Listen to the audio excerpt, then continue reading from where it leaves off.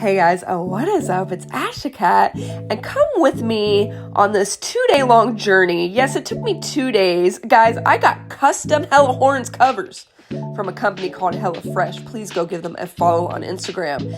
And these Hella Horns are going to make my Subaru STI horn even louder than what it is, so don't make me honk at you. This was actually the first time the owner had done something like this, like the splatter theme. So I got it spray painted white with drips of neon pink and neon green. Sorry guys, I'm sick. My voice is sounding a little but yeah, you guys know the theme for my Subaru is Miami Vice, so I thought this was just great color scheme. I loved it in person. Y'all, PERRIN put their whole PERRIN Dussy into making sure you don't get these screws off. Which, good news for you if you don't plan on changing the cover.